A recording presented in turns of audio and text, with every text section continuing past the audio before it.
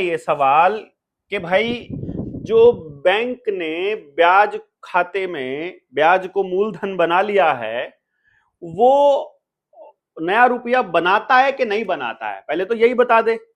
और 1947 से लेकर 2023 तक कितना रुपया उन्होंने ब्याज वाला मतलब मूलधन बना लिया है। और जब ग्राहक द्वारा रुपये से ब्याज चुकता कर दिया जाता है तो बैंक द्वारा खाते के मूलधन में अंक लिखकर नया रुपया बनाने का प्रावधान किस नियम के तहत, किस अधिनियम और किस संविधान की धारा में उल्लेखित है। और ब्याज के रुपए का मानक मूल्य क्या है और इसकी प्रतिभूति क्या होती है और कौन देता है। प्रतिभूति मतलब गारंटी। ये सवाल हमने पिछले 11वें पार्ट में रुपया मूल्य का मापक या शोषण का साधन इस किताब में हमने ये पूछे थे कि इसके सवाल जो हमें पूछने हैं सरकार से, यदि आप ये मूल सवाल नहीं पूछ पाएंगे तो फिर बड़ा मुश्किल हो जाएगा लड़ना, क्योंकि ये लड़ाई सिद्धांतों की लड़ाई है, सत्य की लड़ाई है। इसमें आपको जानकारी होगी तो आप लड़ पाएंगे बड़े लेवल पर, यदि जानकारी नहीं होगी तो लड़ नहीं पाएंगे। तो ज्ञान युद्ध इसलिए बोला जा रहा है इसको। तो आपने इस 12वें पार्ट में इसको आगे पढ़ लेना है, देख लेना है कि यार ये क्या सीन है। आपके साथ जो ठगी हो रही है, आपके साथ जो धोखा हो रहा है, उसमें आपका मंत्रालय भी शामिल है, आपके शासन करने वाले लोग भी शामिल हैं और आप ही इसको मतलब इसको संचालित कर रहे हैं एक तरह से। तो अवैध मुद्रा जो बाजार है वो आर्थिक आतंकवादियों का एक जमघट है या नहीं, ये भी एक सवाल है। अंतरराष्ट्रीय मुद्रा बाजार का स्वभाव बाजार का नहीं है, क्योंकि बाजार में मांग पूर्ति के आधार पर वस्तुओं का मूल्य घटता बढ़ता रहता है। इसको आप ऐसे समझिएगा, ये पूरी की पूरी बात को जब आप पढ़ लेंगे, ये मैंने स्क्रीन इसीलिए आपके लिए खाली छोड़ी है कि आप इसको पढ़ें आराम से, तब तक आप इस और मैं आपको इसका अर्थ बता दूं कि भैया इसका असली मीनिंग क्या है। देखिए, जो बाजार है, अगर हम ये कहें कि भाई बाजार में चीजों की वैल्यू घटती बढ़ती रहती है, तो बाजार का तो नियम यह है कि अगर कोई चीज ज्यादा है तो उसकी वैल्यू कम हो जाएगी, और अगर कोई चीज कम है तो उसकी वैल्यू ज्यादा हो जाएगी, उसकी कीमत बढ़ जाएगी। यानी कि मांग और पूर्ति पर उसका मूल्य निर्धारित होगा। तो रुपया भी, इसमें फिर सवाल यही आता है कि यदि मांग पूर्ति के आधार पर मुद्रा का मूल्य अंतरराष्ट्रीय बाजार में घटता बढ़ता है तो अमेरिकी डॉलर का मूल्य भी तो घटना बढ़ना चाहिए और रुपए का मूल्य भी वस्तुओं के सापेक्ष घटना बढ़ना चाहिए। लेकिन ये ऐसा तो नहीं है, ये तो गड़बड़ हो रही है। डॉलर का मूल्य निरंतर भारतीय मुद्रा के सापेक्ष बढ़ता है और रुपए का मूल्य डॉलर के सापेक्ष घटता है। इसीलिए अंतरराष्ट्रीय बाजार में मांग पूर्ति के सिद्धांत पर महंगाई सस्ताई नहीं हो रही है, बल्कि रुपए का आंकिक मान घटा करके भारतीय वस्तुएं सस्ती की जाती हैं, जिससे डॉलर का मूल्य बढ़ जाता है, और विदेशी मुद्रा महंगी की जाती है, जिससे रुपए का मूल्य घट जाता है। तो रुपए की क्रय शक्ति कम होती रहती है और इस तरह से एक दिन रुपए का अस्तित्व खतरे में आ जाएगा। मांग पूर्ति के आधार पर मूल्य घटने बढ़ने का सिद्धांत रुपए पर लागू नहीं हो सकता है। तो अब यह सवाल यह है कि सभी वस्तुओं के मूल्य मापने के लिए सैद्धांतिक मापक मुद्रा का निर्माण हुआ था और वस्तुओं के मूल्य मापे जाते हैं। तो अंतरराष्ट्रीय मुद्रा बाजार में मुद्रा का मूल्य मापने के लिए कौन सा सैद्धांतिक मापक है और उस मापक को किस नाम से पुकारा जाता है, उसका मानक क्या है, ये सवाल बहुत जायज सवाल है।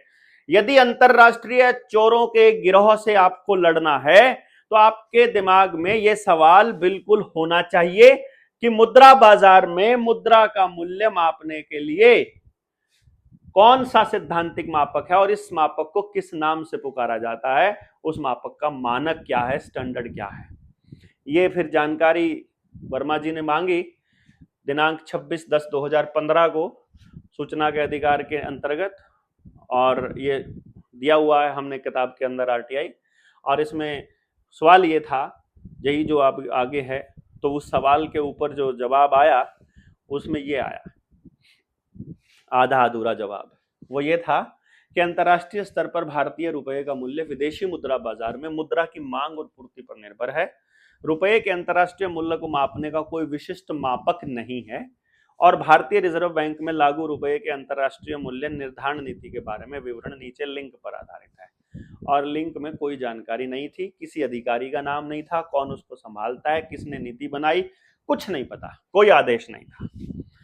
तो अब इस सूचना से यह प्रमाणित हो गया कि रुपए के मूल्य को मापने का कोई सैद्धांतिक मापक नहीं है और मूल्य की मापक रुपया स्वयं एक सिद्धांत है जिसका मानक मूल्य स्थिरांक होता है और इसके मानक मूल्य को घटाया या बढ़ाया नहीं जा सकता है। ऐसा प्रतीत होता है कि अंतरराष्ट्रीय मुद्रा बाजार एक साजिश के तहत अंग्रेजों ने स्थापित किया, जहां अकलबाजों द्वारा सैद्धांतिक, असंवैधानिक और मनमाना किया जाता है, मनमानी की जाती है। मतलब सच बात तो यह है कि अमेरिकी डॉलर में लेन देन करते विश्व बैंक अंतरराष्ट्रीय मुद्रा कोष विकसित देशों का बैंक है।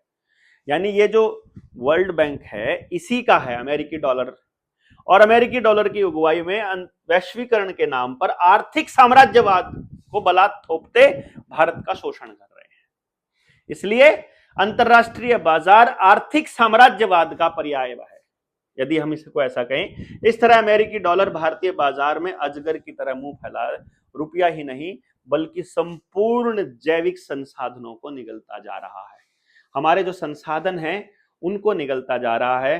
तो सवाल ये है कि जो हमारा रिजर्व बैंक है, हमारी केंद्रीय सरकार है, वो मूक दर्शक और किंग कर्तव्य मूड क्यों है, वो कुछ कर क्यों नहीं रही?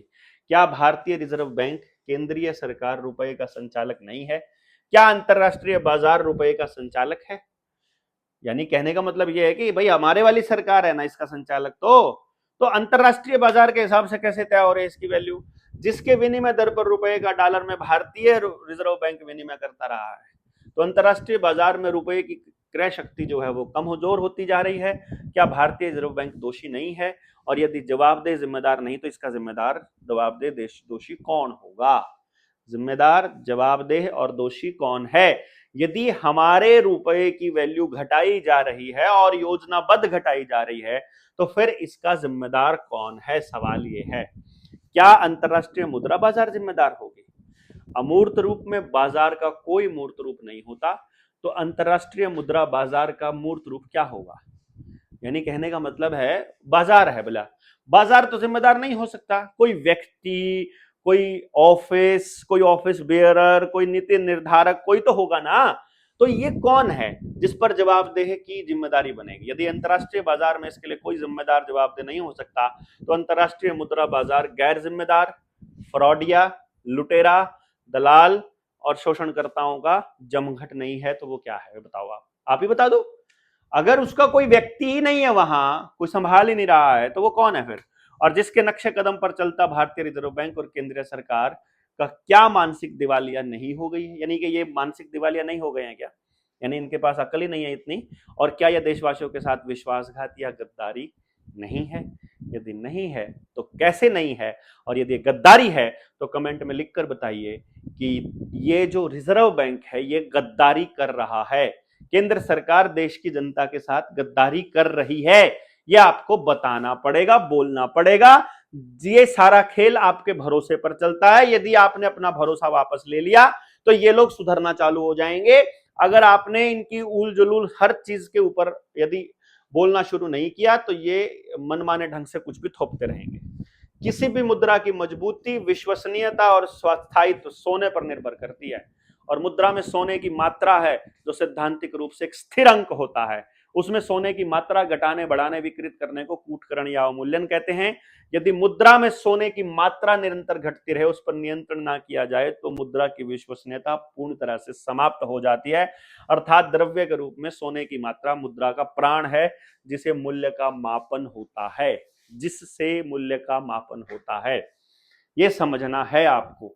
यानी जिस प्रकार से एक बार कोई मापक बना दिया गया और उसके मानक को आप नहीं छेड़ सकते हैं, जीवन भर छोड़िए, जब तक सृष्टि रहेगी तब तक आप उसके मापक को नहीं, मापन को, सॉरी, उसके स्टैंडर्ड को नहीं छेड़ सकते, मानक को। मानक ही है जो कुछ है, बस जो मेन बात है यह है। यानी अगर रुपए का मानक नहीं है तो फिर इसका मतलब है कि आपकी मेहनत का कोई मानक नहीं है। जब चाहे वो आपके एक दिन की दिहाड़ी, मान लो एक दिन की दिहाड़ी में आपको पहले सोना भी मिल जाता था, 50 रुपए अगर लेकर आ रहे हो तो, और आज 5 रुपए भी लेकर आ रहे हो तो, और आज 500 रुपए भी लेकर आ रहे हो तो भी कुछ होना नहीं आता आपके पास। उस 500 रुपए में कितना आता है आप लगा लो हिसाब। मूल्य की मापक रुपए में सोने की मात्रा बढ़ती रहने से, ये तो आप समझ आ गए होगे ना आपको कि मापने का, वजन का, इन सब के ऊपर हमारी लंबी चर्चाएं पहले हो चुकी हैं। यदि 100 लीटर पेट्रोल का अभिप्राय पेट्रोल की मात्रा है, उसी तरह 100 रुपए का मतलब सोने की मात्रा है, ये समझ लो आप। 100 लीटर पेट्रोल कितना होगा, उतना ही होगा। 100 लीटर डीजल लो तो भी उतना ही होगा, उसका द्रव्यमान उतना ही रहेगा। तो 100 रुपए जितने होंगे उतने ही रहेंगे। ऐसा नहीं हो सकता है कि 100 रुपए में पहले इतना सामान आ जाता था, 100 रुपए में अब इतना आता है। यही तो फ्रॉड है। अरे भैया, वो 100 रुपए कमाने के लिए आपको उतनी मेहनत करनी पड़ती थी, आज भी उतनी मेहनत करनी पड़ रही है। यदि सोने का मापक देखा जाए तो जितना 100 रुपए में पहले सोना आता था, उतना ही सोना अभी खरीदने के लिए आपको कई गुना ज्यादा मेहनत करनी पड़ रही है। यानी आपकी मेहनत की वैल्यू घटाई जा रही है, इसको आप ऐसे कहेंगे। रुपये में सोने की मात्रा को निरंतर घटाता, रुपये का अवमूल्यन करता मुद्रा बाजार, भारतीय रिजर्व बैंक और भारत सरकार किसानों के उत्पादन और श्रमिकों के श्रम की कीमत निरंतर घटाता, रुपये का अंकित मान बढ़ाता, अंकित मान, और मानसिक भूल भलैया में डालकर सबका लूटपाट और शोषण कर रहा है, जो नियम कानून की अवहेलना और असंवैधानिक है। इसीलिए आपको यह समझना पड़ेगा। अतः मुद्रा के शोध दस्तावेजों, गणित तथ्यों, उदाहरणों एवं रुपए की वैध निविदा यानी लीगल टेंडर से यह सिद्ध होता है कि भाई मुद्रा बाजार, रिजर्व बैंक और भारत सरकार, इसे केंद्र सरकार हम कह सकते हैं, जिस रुपए से विनिमय और लेन देन और करवा रही है, कर और करवा रही है, यह रुपया कूटकृत और अवैध रुपया है। यानी जो यहां हो रहा है वो सारा अवैध है, इसको आप ऐसे भी बोल सकते हैं। और अवैध है, साथ में इस अवैध रुपए से लेन देन करना देशद्रोह, आर्थिक गुलामी, संप्रभुता का अंत और लोकतंत्र की हत्या और शहीदों का अपमान, लूटपाट और शोषण है। भारतीय न्याय संहिता अभी जो बीएनएस आया है उसके 2023 वाला के उसके अध्याय 10 की धारा 178 से 188 तक सिक्कों, बैंक नोट और सरकारी स्टाम्प के कूटकरण से संबंधित आपराधिक धाराएं प्रमाणिक दस्तावेज हैं, जिसमें संज्ञेय अपराध है और आजीवन कारावास तक का प्रावधान है, जिसका बहिष्कार मौलिक कर्तव्य और विधिक बाध्यता है कि नहीं। यानी कि किसका बहिष्कार, ये कूटकरण का बहिष्कार, यानी जो आपको कूटकृत रुपया दिया जा रहा है उसका बहिष्कार हमारा मौलिक कर्तव्य भी है और ये विधिक बाध्यता भी है। विधायिका, कार्यपालिका और न्यायपालिका इसका जवाब दे। क्या सवाल क्या है, क्या भारत में अंग्रेजों के आने से पहले सैकड़ों साल तक चलन में रहा भारतीय सिद्धांतिक रुपया, जिसका स्थायी मानक था अगर चांदी में लें तो 1 तोला चांदी 1 रुपए के बराबर, और यदि सोने में लें तो 1 तोला सोना 10 रुपए के बराबर, 1 मोहर, क्या ये था या नहीं था? इसका जिसके शासक जो है, जिसका जन्मदाता शेरशाह सूरी, यानी कि रुपया या मोहर के नाम से जाना जाता है, यानी इसका जो नाम है वो नामकरण लिखित दस्तावेजों में शेरशाह सूरी ने दिया था। इसका यह मतलब नहीं है कि रुपया उन्होंने बनाया था, जिसे कालांतर में शासकों द्वारा रुपया चला जाता रहा और आज भी वही रुपया चलन में है। क्या भारतीय रुपये का वैध निविदा है या नहीं? भारतीय रुपये की वैध निविदा ये मोहर और ये रुपया है या नहीं? यदि ये नहीं है, एक बार ले जाकर दिखाओ आप। ये मोहर अगर किसी को मिल जाए तो एक बार ले जाकर के दिखाओ, लेने से मना कर दे तो बात बन जाए फिर तो। फिर ये कूटकरण के हमने पहले भी इन पे चर्चा हो चुकी है कि कैसे कैसे कूटकरण हुआ। पहला एक सवाल ये था क्या वो लीगल टेंडर नहीं है। दूसरा था क्या ईस्ट इंडिया कंपनी ने 1835 में जो ये 17 नंबर कूटकृत एक्ट यानी कि कूटकरण का जो एक्ट है, ये ईस्ट इंडिया कंपनी रुपए के नाम से क्या भारतीय रुपए का वैध टेंडर, लीगल टेंडर है या नहीं है? ठीक है। उसके बाद फिर ब्रिटिश गवर्नमेंट में 1862 में फिर उन्होंने किया, 1835 के मूल्य को, मापक को, मानक को मान के ईस्ट इंडिया कंपनी रुपये का नाम बदलकर गवर्नमेंट रुपया रख दिया। ईस्ट इंडिया कंपनी रुपया था पहले तो, फिर उसका जो मानक था एज इट इज उठा लिया 1862 में। जो पिछली जो वीडियोस हैं, पार्ट हैं, उनमें हम ये डिस्कस कर चुके हैं पहले, और उन्हीं को अपना करके उसका नाम बदल दिया गवर्नमेंट रुपया। क्या वो गवर्नमेंट रुपया आप आज चलन में है या नहीं, ये भी एक बार पूछ लेना चाहिए हम लोगों को। क्या भारतीय रुपए का वो लीगल टेंडर है या नहीं, ये पेज नंबर 252 से है, 254 लिखा हुआ है, 252 से स्टार्ट है, कोई दिक्कत नहीं, वो तो किताब में आपको मिल ही जाएगा। फिर दूसरी बात, ब्रिटिश इंडिया गवर्नमेंट के द्वारा ब्रिटिश मुद्रा पौंड, सॉवरेन, स्टर्लिंग आदि को the Indian coinage act 23 of 1870 के नाम से भारत के शोषण हेतु मनमाना मानक मूल्य थोपा गया। उस ब्रिटिश मुद्रा के एक्ट को द इंडियन कॉइनेज एक्ट 1870 के नाम से जाना जाता है। क्या भारतीय रुपए का वैध लीगल टेंडर है या नहीं, यानी वो जो कानून है वो है कि नहीं, इनमें से कौन सा है? क्योंकि देखो, आपको रुपए का कोई ना कोई मानक तो देना ही पड़ेगा ना, वो मानक कौन सा है कुछ तो बताए सरकार। ऐसा नहीं कह सकते कि मनमाने ढंग से जितने मर्जी डिजिट्स जो है किसी के खाते में ट्रांसफर कर दो, फिर तो उद्योगपतियों को जितना वो चाहे उतने लाख करोड़ दे दिए जाएंगे और आपको कुछ भी नहीं दिया जाएगा। आप जब तक गुलामी नहीं करोगे तब तक कुछ नहीं मिलेगा, आपको 5 किलो राशन मिलेगा।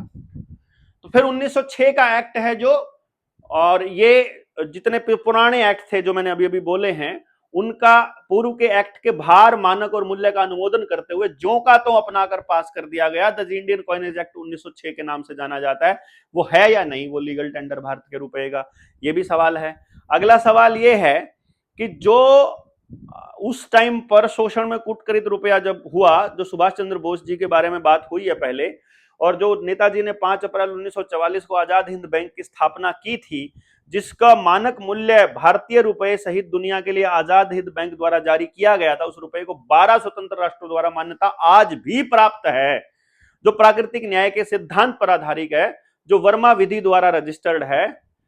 ये वर्मा नहीं है, ये बर्मा है, म्यांमार जो है, और जिसका बर्मा देश, वहां पर उनके कानून में रजिस्टर्ड है, और जिसका भारतीय रुपए के विधिक सिद्धांतिक मूल्य इस प्रकार है, यानी शुद्ध चांदी 1 तोला 1 रुपया और शुद्ध सोना 1 तोला 10 रुपया 1 मोहर। बिल्कुल एग्जैक्ट वही है जो नेताजी ने, जो शुरुआत में भारत में चलन में था, जिसका मानक मूल्य स्थायी था, जिसमें प्रति रुपया सोने की मात्रा वही है 1.1664 ग्राम सोना। यह रुपया कमर्शियल ऑर्गेनाइजेशन है, स्टेट रुपया नहीं है, जो विधि द्वारा भारतीय रुपया आज भी चलन में है, और उस भारतीय रुपये को किसी सरकार ने बंद नहीं किया है, जो आजाद भारत की सैद्धांतिक भारतीय रुपया है, जिसके मानक मूल्य के आधार पर विनिमय कराना देशभक्ति है, आर्थिक आजादी है, संप्रभुता की रक्षा सुरक्षा है, लोकतंत्र की रक्षा, शहीदों की अंतिम इच्छा, स्वावलंबी होने का एक विकल्प, मौलिक कर्तव्य, अनुपालन, विधिक बाध्यता है या नहीं, यह सवाल पूछना है। क्या आजाद हिंद करेंसी भारतीय रुपये का लीगल टेंडर है या नहीं, ये आपको बताना पड़ेगा। ये 12 नंबर तक हमारा हो चुका है। मुद्रा प्रणाली मॉनेटरी सिस्टम असंवैधानिक है, ये हम अगले पार्ट में 13 नंबर पार्ट में डिस्कस करेंगे।